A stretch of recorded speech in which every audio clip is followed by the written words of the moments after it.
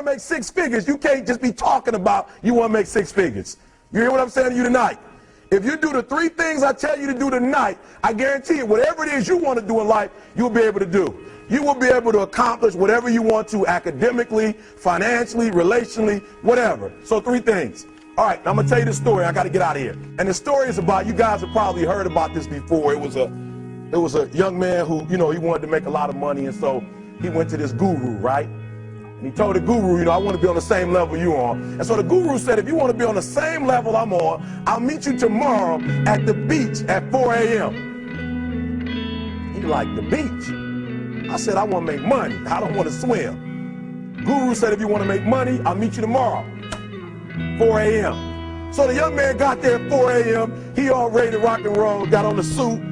He should have worn shorts. The old man grabs his hand and said, how bad do you want to be successful? He said, real bad. He said, walk on out in the water.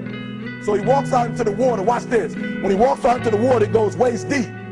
So he like, this guy crazy. Adrian, like, I want to make money. He got me out here swimming. I didn't ask to be a lifeguard. I want to make money. He got me in. So he said, come out a little further. Walked out a little further. Then he had it right around this area, the shoulder area. So this old man crazy. He's making money, but he crazy. He said, come on out a little further. Came out a little further. It was right at his mouth. My man like, I'm about to go back in here. This guy is mine.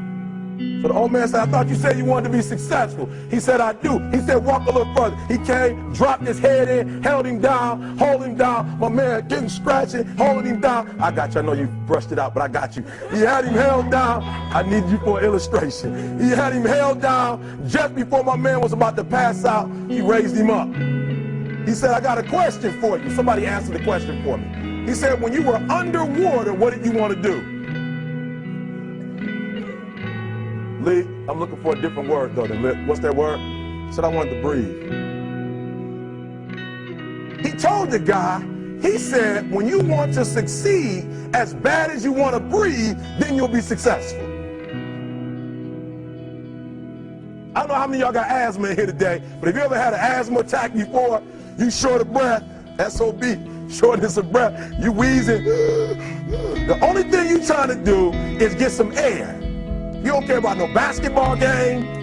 You don't care what's on TV. You don't care about nobody calling you. You don't care about a party. The only thing you care about when you're trying to breathe is to get some fresh air. That's it. And when you get to the point where all you want to do is be successful as bad as you want to breathe, then you'll be successful. And I'm here to tell you, number one, that most of you say you want to be successful, but you don't want it bad. You just kind of want it. You don't want it badder than you want to party. You don't want it as much as you want to be cool. Most of you don't want success as much as you want to sleep. Some of you love sleep more than you love success. And I'm here to tell you today, if you're going to be successful, you've got to be willing to give up sleep. You got to be willing to work off for 3 hours of sleep, 2 hours. If you really want to be successful, some days you're going to have to stay up 3 days in a row. Because if you go to sleep, you might miss the opportunity to be successful. That's how bad you got to want it. You got to go days without, listen to me, you got to want to be successful so bad that you forget to eat. Beyonce said once she was on the set doing her thing, 3 days had gone by, she forgot she didn't eat. Because she was engaged. I'll never forget when 50 Cent was doing his movie, I did a little research on 50, and 50 said that when he wasn't doing the movie, he was doing the soundtrack. And they said, when do you sleep, 50? Sleep, he said, sleep. Sleep is for those people who are broke. I don't sleep. He said, I got an opportunity to make a dream become a reality. Football players, how many football players? Got anybody like football in here? Raise your hand. Anybody like football? Emmitt Smith. I used to be a Cowboy fan before they did my boy Tom Landry wrong. I used to be a Cowboy fan. And watch this, there was a commercial. Emmitt Smith had won his first Super Bowl, and he had this commercial when he was lifting weights. I don't know if you saw the commercial when he was lifting, and he said, Emmitt said, you know what? I won the Super Bowl, so I can rest now. He was doing his bench press. So he said, I won the Super Bowl, so I can rest now. So he throws up about 325, boom. And he rests for about 2 seconds. And he, boom, boom, boom. Did you see that? He'd already won a Super Bowl. He said, I think I'm going to take a rest. And he rests for how long? 1 second. Most of you won't be successful because when you're studying and you get tired, you quit. And I'm here to tell you today, if you got somebody came to my office the other day crying. I said, look, don't cry to give up. Cry to keep going. Don't cry to quit. You already in pain. You already hurt. Get a reward from it.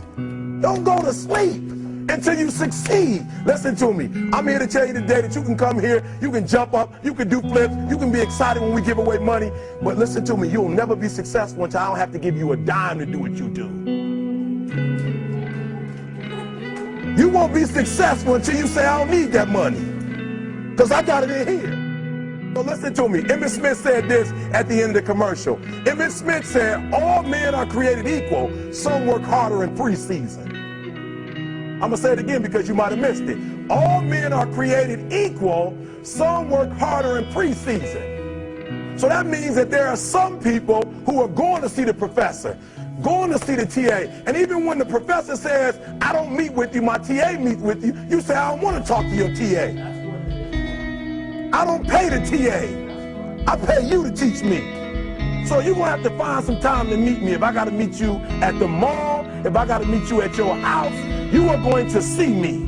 Listen to me. All men are created equal. Some work hard in preseason. When I went to college, guys were way smarter than me. 4.0s, 3.0s. They went to the Ivy League high schools, came to Oakwood from these great high schools. Most of them are not doing what I'm doing. Why? Because it's not about where you come from. It's about heart. You come to a place where, being smart ain't enough.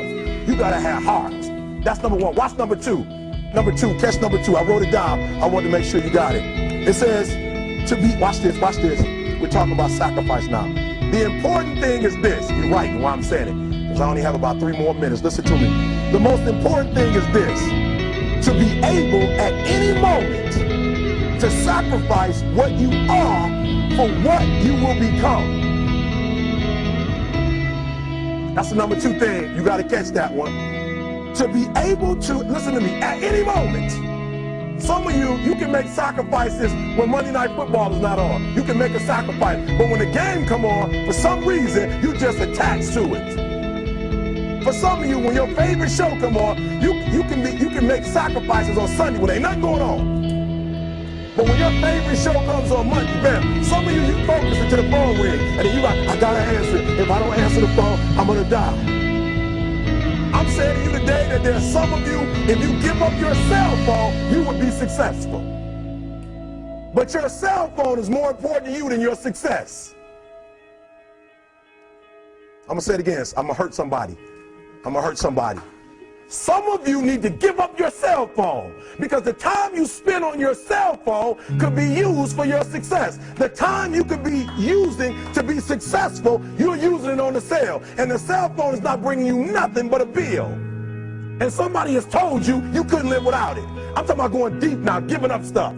Watch what it says. To be able at any moment to sacrifice what we are for what we could be. I don't do well in math. You're right. You ain't never studied. I'm not good in writing because you have never written before. But I dare you to fail in writing for a whole year to see if you can get to the end. I dare you to fail. I dare you to take that same class over and over again. I dare you to stop dropping classes like you soft. Always want to give up. I'm dropping. Why are you dropping? I'm so grateful that the slaves didn't drop and quit. Say, I'm just going to stop. I'm a slave. I'm just going to be a slave. I'm going to quit. Listen to me. The slaves said, we will live because one day we will become. We won't always be slaves. So today, although we're slaves, we're going to act like we're free. And one day, our children will be free. If the slaves would have just said, we quit, we give up, we would have died in the Middle Passage. But some slaves said, I don't care what we go through, we're going to survive this. 400 years of slavery, we're going to get through this. And you can't get through it 1825. You can't get through a writing class, and you got tutor after tutor, resource after resource. The problem is, you ain't never felt no pain before. You're soft. It's a soft generation. You quit on everything. Our people did not quit. Harriet Tubman not only made it, she went back and got some more.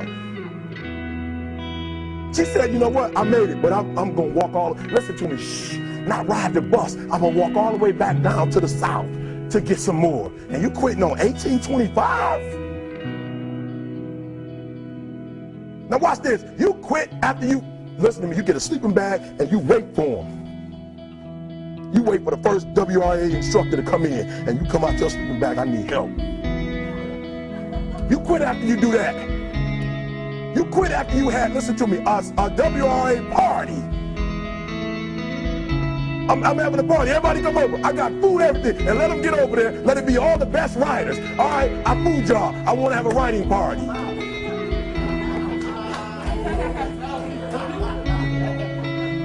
I'm serious. You quit and you ain't even tried yet. Last one, I'm sorry. Last one. Listen to me. Pain is temporary. It may last for a minute, or an hour, or a day, or even a year. But eventually, it will subside. And something else will take its place. If I quit, however, it will last forever. Listen to me, I'm telling you as I leave. I was homeless for 2.5 years. And the problem with most of you never felt no pain before. Y'all spoiled. Y'all spoiled. Some of y'all spoiled. Just bottom line. Your parents have done everything for you. You never had to do nothing for yourself. You're spoiled. We're going to keep it real tonight. Some of you are spoiled brats. Every time you ever got in trouble, somebody in your house got you out of it.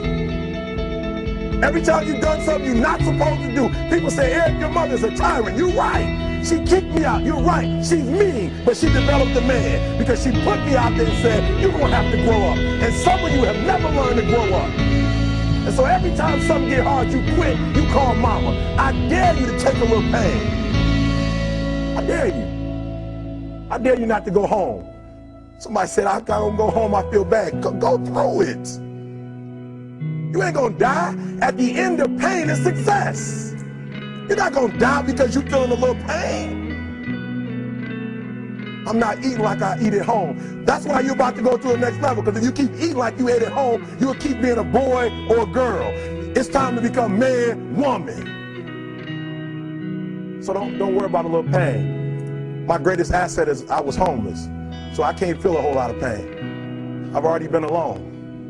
There's not a whole lot of hurt I can feel on a little paper, on a little test. So I leave you, listen to me. We have gotten to a point where it's midterms and we're moving forward.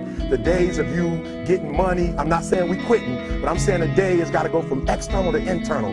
You have to give it everything you got. No more TV, no more parties, no more playing. If you don't have a 4.0, what you need to be doing is studying. Get off the phone. I'm sorry, I'm not available until the end of this year. No, I'm for real. You reached the right number, but you called me at the wrong time. Call me back January 1st. I'm about to get busy now. Huh? I want you to have a countdown of your own and say when the countdown is over, we're the real, watch me, because when I was homeless, I knew something was wrong. I knew that wasn't the best of me. And one day I said, will the real Eric Thomas please stand up? Will the real Eric Thomas please stand up? Stop being this high school dropout. Stop giving up. Stop sleeping on the street. Stop walking up and down Fecal Avenue like you ain't got nothing, and get your GED. Stop being afraid to take a test. Stop being afraid to go to college because your daddy didn't go and your mama didn't go. Stop being afraid and be the best Eric Thomas you can be. But listen to me, it's going to be hard. It took me 12 years to get a 4-year degree, but I got it. And guess what? On a degree, it don't have dates. So if it took you 4 and it took me 12, it don't show up nowhere. But I'm exactly where I wanted to be because I realized I got to commit my very being to this thing. I gotta breathe it, I gotta eat it, I gotta sleep it. And until you get there, you'll never be successful in life. But once you get there, I guarantee you, the world is yours. So work hard and you can have whatever it is you want. Thank you guys for your time.